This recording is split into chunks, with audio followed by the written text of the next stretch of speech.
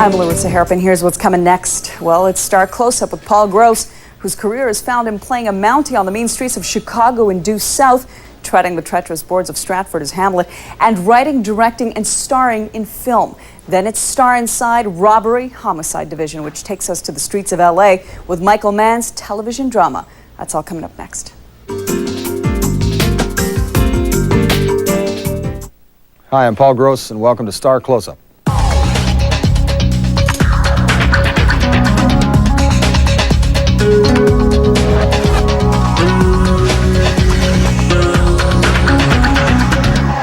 Paul is really wonderful to work with. I am so impressed by his energy. He's a talented, smart man, so he's wonderful to work with, and he really does keep us all in this zone of this is about having fun, and let's make the audience have fun by doing it ourselves. Every female in the movie is attracted to Paul Gross, and every female on the set is attracted to Paul Gross, and every female, I'm sure, on the way home and back to set every day is attracted to Paul Gross.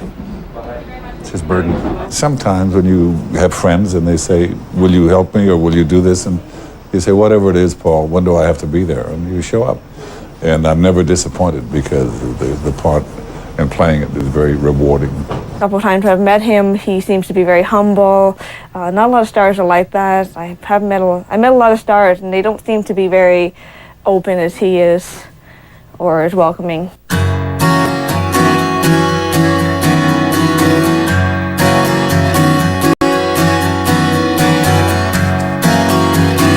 It really affects people in different ways. I think it just depends on whatever your innate personality is. I liked it. I mean, I wouldn't trade it for anything. My brother didn't like it so much. And since then, it's kind of become a creature of routine. But I liked the bouncing around. And it's neat. You grow up with a very broad sense of the world, and it isn't so localized or regional. I mean, I think the things you give up or you're not afforded to you are having a real strong sense of where you come from. I think it was difficult sometimes for my parents because of their different interests. I mean, the military is an odd hierarchy, probably a bit more rigid even than in the corporate world, particularly talking about that period of time through the 60s. And, you know, your family is subordinate to the moves that the career officer is making.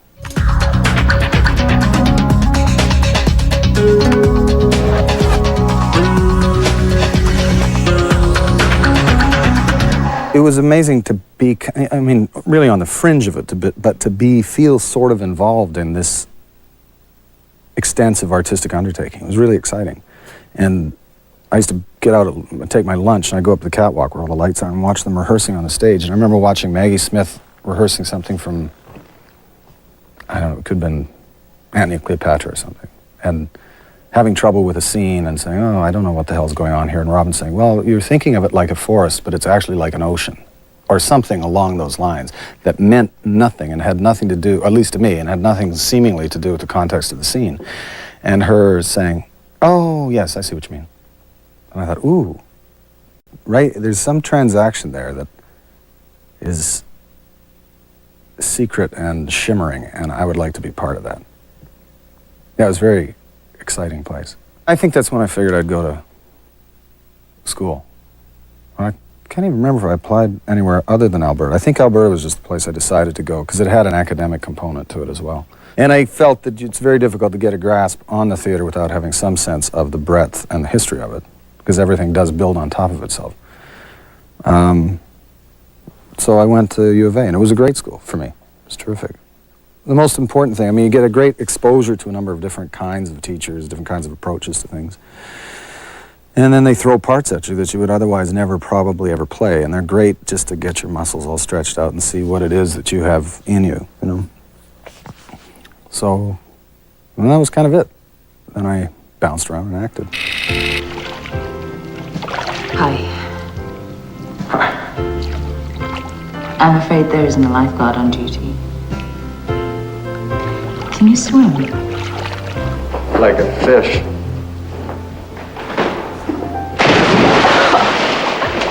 I'd been in Hollywood for a month and landed this job as the lead in a studio film. It seemed like the thing to do, and I was kind of persuaded for a variety of reasons that maybe it would be okay. And actually, to tell you the truth, it was a fascinating experience.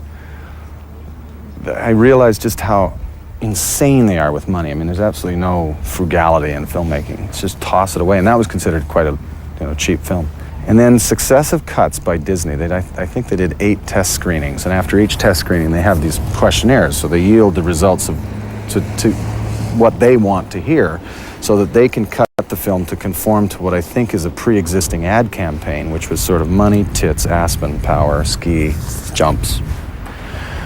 And that's what they did, is essentially eviscerate the film. They just gutted it of its humanity and then threw up the tit part that was left. And it's just, I watched this is terrible. Pete Berg and I went to one of the screenings somewhere in Encita or something, and he stood up at the end and he said, "Well, that's it.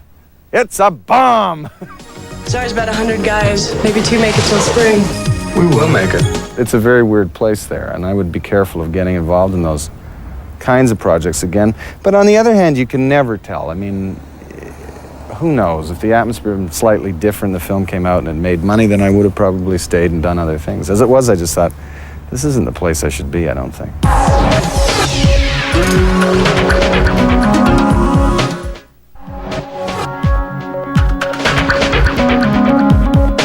He's this really good-looking guy with a self-deprecating humor, and they combined it so that his sense of humor about himself takes the edge of being really good-looking, so that he's handsome without being arrogant.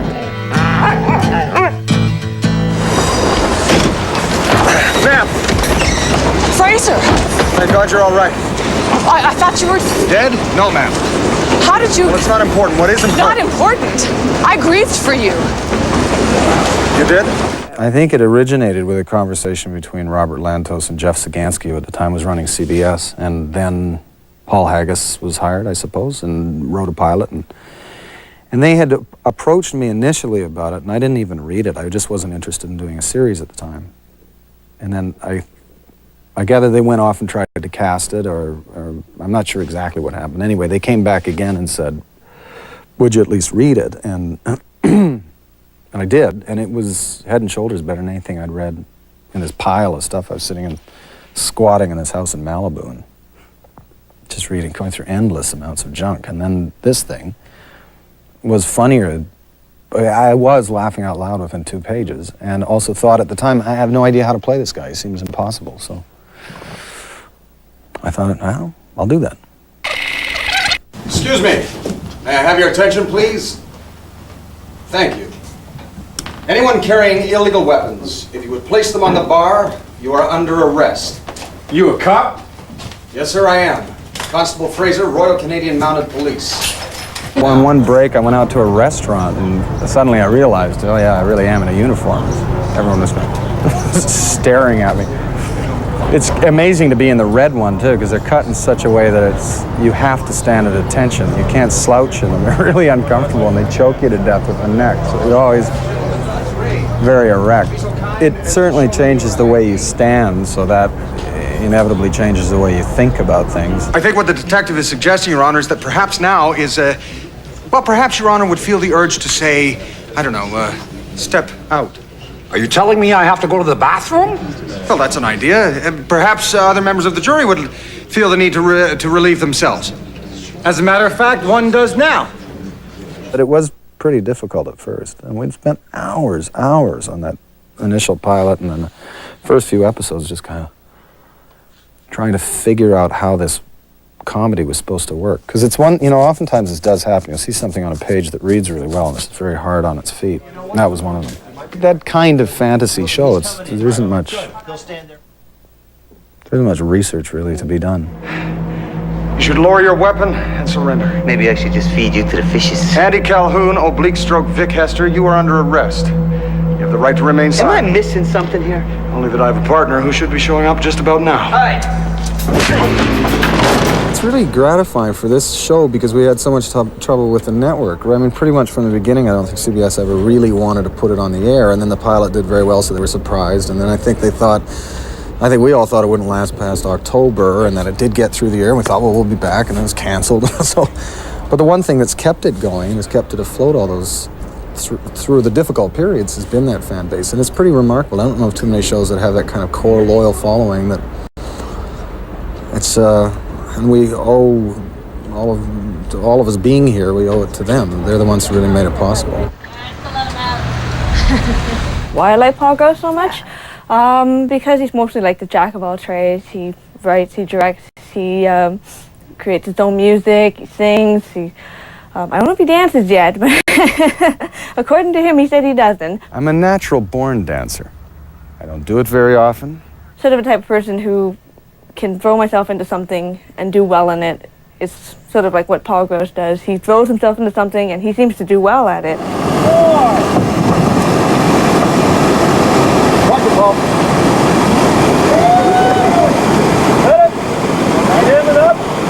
I don't know if it was better to be in it and produce or just to be in it. It was very different.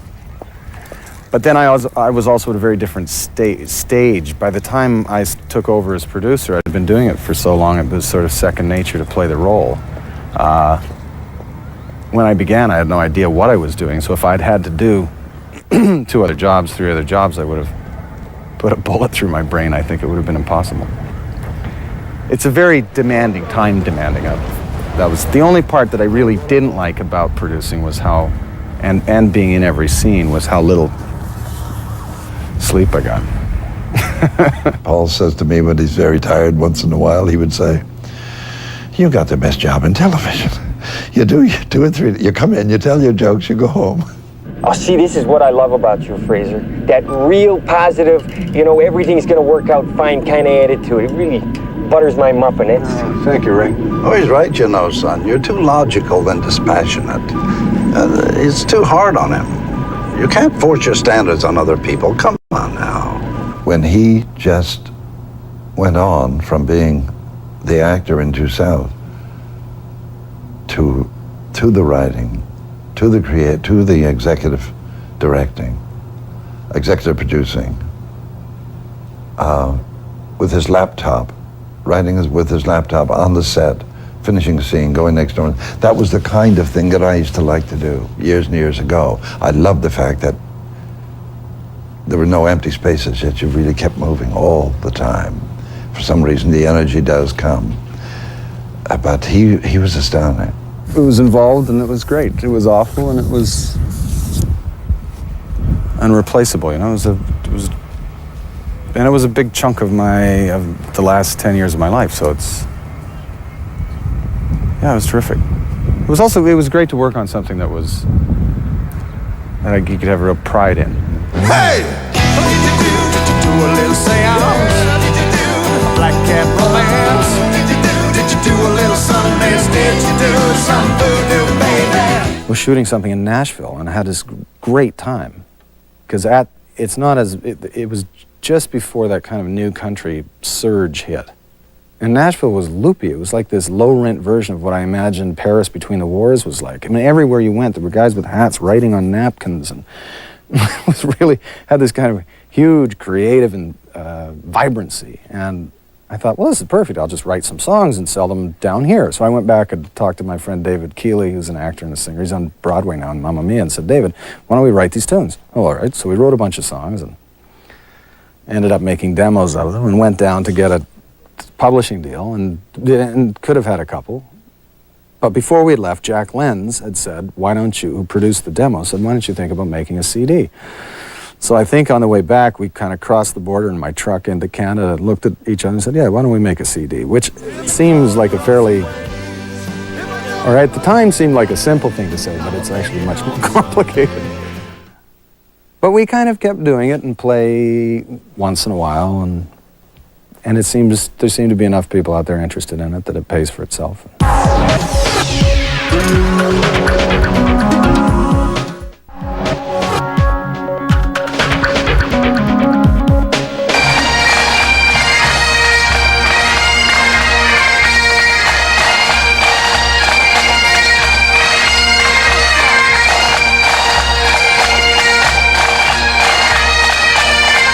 It's the single most extraordinary thing that I've ever been lucky enough to do, the most extraordinary experience I've ever had in this job, and all the various aspects of it that I've been involved in. When he is drunk, asleep, or in his rage, or in the incestuous pleasure of his bed, at gaming, swearing, or about some act that hath no relish of salvation in it, then trip him.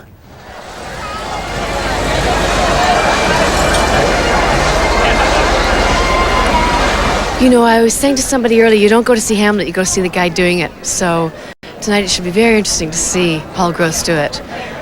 He's perfect for the part. He's a marvelously trained actor in the theater. He looks wonderful. He has a lovely speaking voice. I think he will do the verse justice, and I think he will have the sort of excitement too that it needs. Even with other actors, it was hard to discuss it. There's a kind of odd little fraternity of people who have played it that you can then sort of say, and did you find that you started to lose your mind? Oh yeah, you really lose your mind around about this point. It's the greatest role almost ever written, and it's impossible to play it perfectly every time, as I've played it twice, so I know. And but it is our learning post. You get rearranged somehow inside, which is, I think, what great art does to both the people who are involved in executing it and the people, hopefully, when you've done it well, to the people who view it.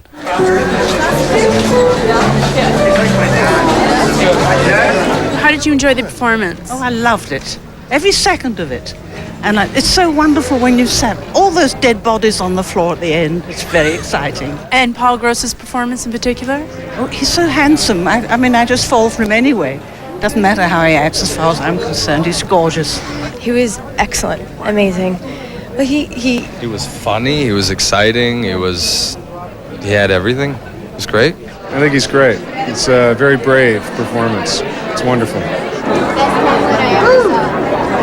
many have you seen? About 8. Really? It was a very vigorous performance, I thought, and a real good spark for the evening. What did you think of your dad's performance? I liked it. Why did you like it? I don't know. It was funny. Some parts of it were funny. And then... Were you glad not to see him in a Mounties uniform anymore? Yeah. It's a really lovely Hamlet. It's so funny and accessible and sad, and a Hamlet with a lot of potential, which makes it more sad when he doesn't get to realize it. So I'm really pleased for him. I'm just waiting for the next show. I got this done, now I'll do one more. And then after that, I'll do another one. And then eventually someone will say, that's it, no more. And then I'll go home. The beauty of the world, the paragon of animals. And yet to me, what is this quintessence of dust? Man delights not me. I don't miss it, though. It really beats the shit out of you. But by the time I was finished with that 8 months or 9 months I was doing, I thought, that's it, I'm done. Screen starts.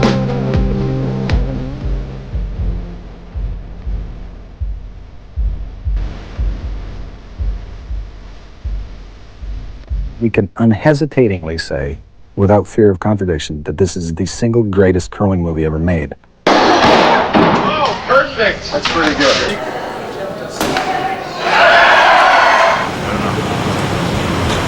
What the? Yeah, that's good.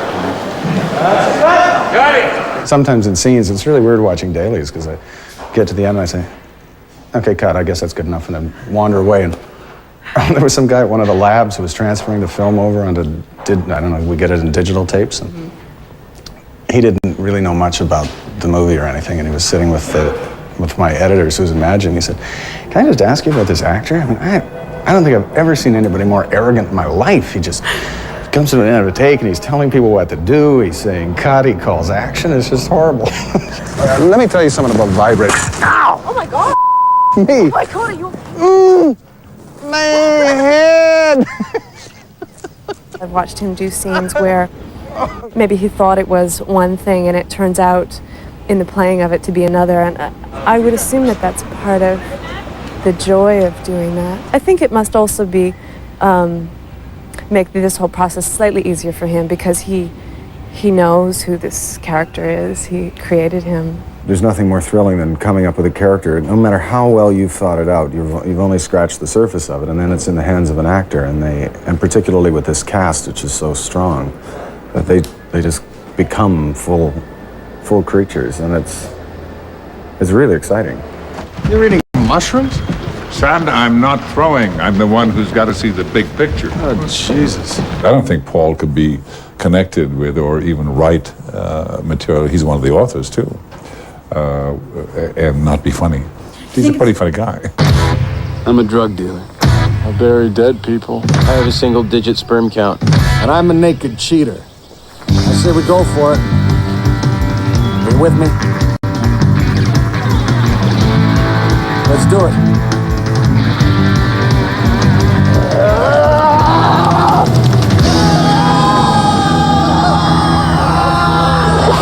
Just being part of this grand experiment to make a Canadian popular film is really what I think everybody jumped at the chance to do. And the wonderful thing about it is that so much of it is just a big Canadian in-joke. I mean, there's stuff in this film that no one's going to get, but Canadians. I don't think we should be apologetic about who we are, and it is who we are, and we should use it.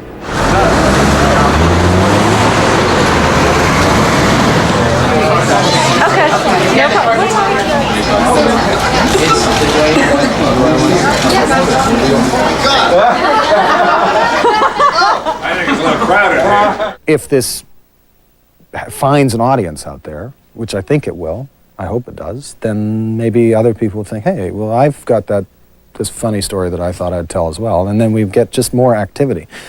The more we make, the more of our audience in this country that we find, the better off the whole industry is. So it would be great if we could have more of that. I don't know what to say. Maybe it's our approach. Maybe you're short of broom. Hey, you're back! Back from the dead. You got yourselves a hell of a mess. You got any ideas? Yeah. Bury these guys.